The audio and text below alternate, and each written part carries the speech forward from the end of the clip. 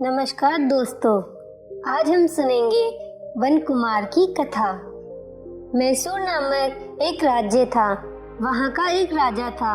शादी के 12 वर्ष बाद भी उसके कोई संतान नहीं थी।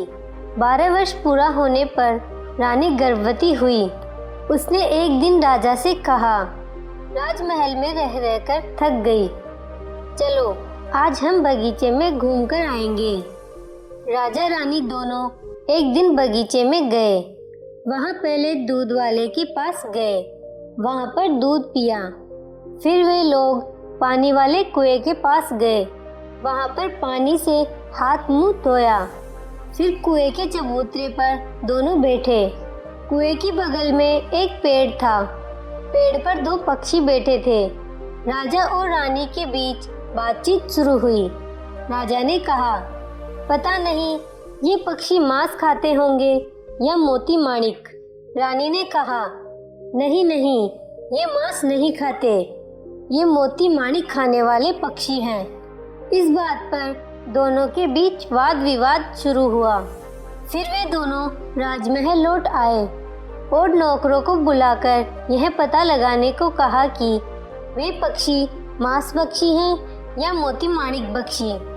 बात यहीं पर खत्म नहीं हुई। रानी अड़ गई।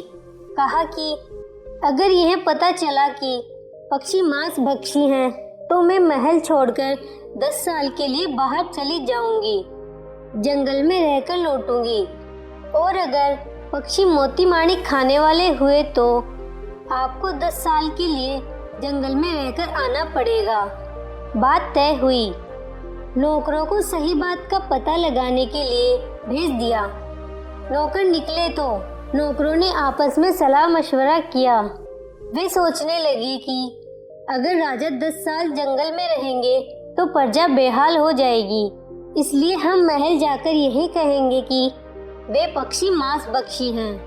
तब रानी 10 साल के लिए जंगल में चली जाएगी, उससे किसी का नुकसान होने से रहा। नौकरों ने यही किया। महल जाकर कहा कि वे पक्षी मांस भक्षी हैं। रानी को वचन का पालन करना पड़ा। वह घर से निकल पड़ी। चलती गई। अंत में कई दिन बाद वह जंगल में पहुंची। वहां पर एक गुफा थी। वह एक राक्षस की गुफा थी। इंसान की गंध मिलते ही राक्षस गरजता हुआ बाहर निकलने को हुआ। रानी भी अंदर घुस ही गई। उसने राक्षस को देखते ही कहा, बाबा मैं आपकी बेटी हूँ। यह कहकर दरवाजा खोलकर अंदर खड़े राक्षस के वह पांव लगी। कहा, बाबा तुम ही मेरे माता पिता हो। रानी के इस बर्ताव से प्रभावित होकर राक्षस का दिल पिघल गया। उसने कहा, बेटी तुम्हारे मुंह से ये शब्द सुनकर मेरा जन्म सार्थक हुआ। मैं पिता की तरह तुम्हारी देखभाल करूंगा, तुम निश्चिंत रहो। इस तरह दिन बीतते गए। रानी 9 महीने की गर्भवती बनी। फिर एक दिन वह अपने इस पिता को बुलाकर कहती है कि मेरे घर के पास एक दाई माँ रहती है, तुम जाकर उसे बुला लाओ। इस पर राक्षस उससे कहता है, तुम आराम करना, मैं उसे बुला लाऊंगा। आकाश और भूमि को एक कर वह दाई माँ सुबक्का के यहाँ पहुँचा। उस समय दाई माँ कहीं बाहर गई हुई थी। तब उसकी राह देखते राक्षस बैठा बैठा पक जाता है। फिर सुबक्का लौटकर घर के आगे बैठे बूढ़े को देखकर पूछती है कि तुम किस गांव के हो। इस पर राक्षस यह जवाब देता है, मेरा गांव, मेरी बस्ती, वही जहां शाम होती है, जहां अंधेरा होता है वहां रुक जाता हूँ। फिर दाई माँ सुबक्का बूढ़े को अंदर बुलाकर खाना खिलाकर पलंग पर सो जाती है। राक्षस को एक टाट की बोरी देकर उस पर लेट जाने को कहती है। फिर राक्षस आकाश और भूमि को एकत्रित कर उसे गुफा में ला पहुंचता है। रानी करवट बदलती है। राक्षस कहता है, देखो बेटी, दाई माँ सुबक्का को मैं यहाँ ले आया हूँ। अब तुम्हारे सारे दुखों का अंत होगा। उसी दिन रात को रानी एक बेटे को जन्म देती है। दाई माँ सुबक्का वहीं पर 6 महीने तक रहती है। 6 महीने पूरे होते ही वह कहती है, भाई मुझे यहाँ आकर 6 महीने पूरे हो गए। मेरे बाल बच्चों का क्या हाल हुआ होगा मैं नहीं जानती। अब मुझे अपने घर लौटने दो। बात सुनकर रानी कहती है कि मैं अपने बाप से कह दूंगी, उनके कहने पर तुम्हें बेच देते हैं। फिर शाम को राक्षस घर लौटता है। लौटने पर रानी उसे कहती है, बाबा दाइमा सुबक्का को यहाँ आए 6 महीने हो गए।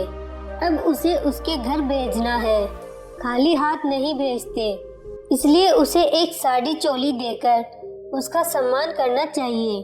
राक्षस बेटी की बात मानकर साड़ी चोली ले आता है। वह भी उसे देकर साथ ही सोना देकर पलंग पर लेटने को कहता है। फिर उसे ले जाकर उसे घर छोड़ आता है। इस तरह रानी जंगल में बेटे को पालती रहती है। एक दिन वह बेटा खेलने के लिए गेंद और भंगड़ा मांगता है। उसका नाना लाकर देता है। लड़का खेलते खेलते बाहर आता है। तब उसकी माँ और नाना दोनों उसको बाहर जाकर खेलने से मना करते हैं। लड़का इस पर पूछता है कि बाहर आकर खेलने से मना क्यों करते हो।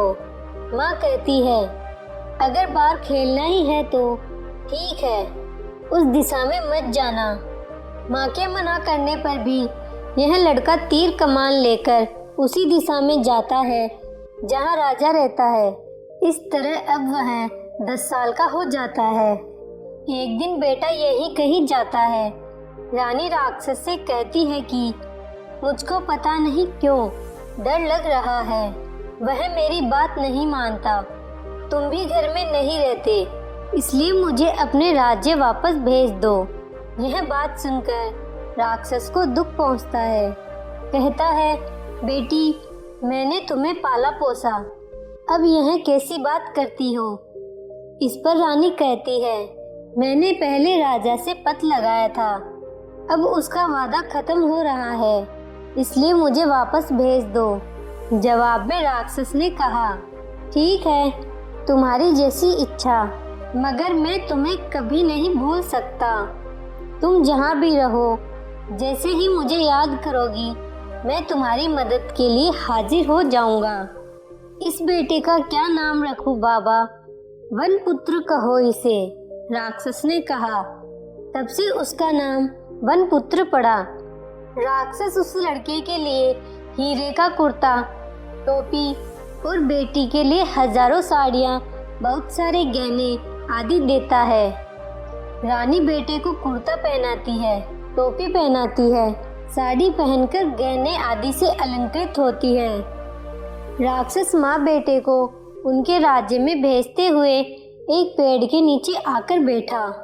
जंगल में चोर उचक्के होते हैं, गहने कपड़े छीन ले जाते हैं, सावधानी बरतना, कहकर उन्हें भेजकर गुफा में लौट आया। रानी जाने लगी। जाते जाते दोपहर में बहुत गर्मी लगी। अभी 4 मील जाना था। तभी उस गांव का एक आदमी जिसका नाम चेड़ना था, लकड़ी ले जाने वहां आता है। उन दोनों से भेंट होती है। उसे देखकर रानी कहती है, क्या भैया तुम हमारे यहाँ नौकरी करते थे?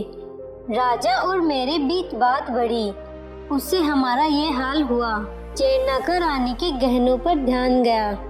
चेड़ना ये कहते हुए कि हे भगवान, मुझे ये सब घटना मालूम तक न हुई, आइए हम लोग यहाँ छाया में बैठते हैं। कहते हुए वह दोनों को पेड़ की छाया में ले गया। वन पुत्र को प्यास लगी। अम्मा मुझे पानी चाहिए, उसने कहा। वह चेड़ना से कहती है, भैया बच्चे को प्यास लगी है, पानी कहाँ है बताओ। वह देखो वही है, तुम यहीं बैठी रहो, मैं ही इसे ले जाकर पानी पिलाकर लौटता हूँ। कहकर उसे कुएं के पास ले गया। वह कल्याणी कुआं था।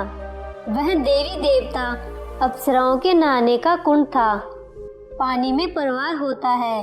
वह कुमार के हाथ रस्सी बांधकर उसे कुएं के अंदर उतारता है। उतारकर रस्सी को काटकर कुमार को वही पानी में छोड़कर लौटता है। पेड़ के पास आता है।